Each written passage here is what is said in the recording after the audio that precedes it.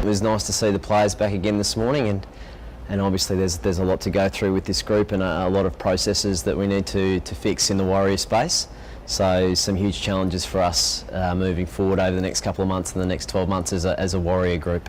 The ones who weren't involved in the BBL were instructed to head back to Gradeland for their skill work and to be around their clubs and help players at their clubs. So a lot of responsibility was heaped onto them.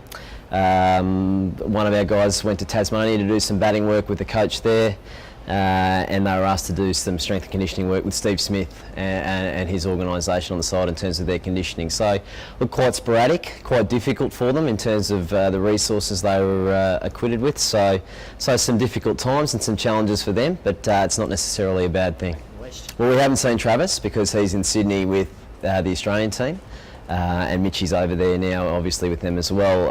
Hogs and V were terrific. You know, they're straight back in, and we're really looking forward to having those two guys back around the group. We missed them while they were away, so it's lovely to have them back. Look, it's a difficult change, and it's a huge challenge. This week's quite all over the place in terms of where players are and who's going where. Some guys are going to the Chairman's game in Canberra, some guys in Sydney for 2020 arrangements, some guys meeting us up at the Gabba, other players training with us for a couple of days. So really interesting changeover and turnover period, and a good challenge for the group.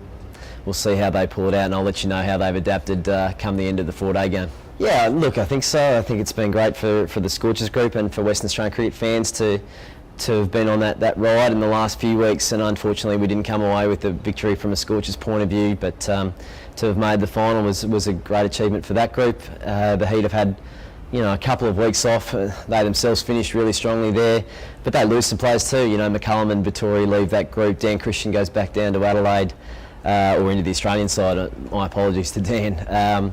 So really interesting. They've had a lot of rain over in Queensland recently, so they certainly won't have got a lot of Ks into their legs from a bowling point of view, and done a lot of hitting over sort of 2-day game and 4-day games. So yeah, look, I don't think we're at a huge disadvantage there. Look, it's obviously a mental shift for cricket players, so that's going to be the biggest challenge for their guys as well as ours. So I don't think there's any excuses from our point of view when we go over there. It's just a matter of us getting it right during the game. Yeah, second in the Shield. I think, you know, there's been a lot of very premature talk about us being second in the Shield.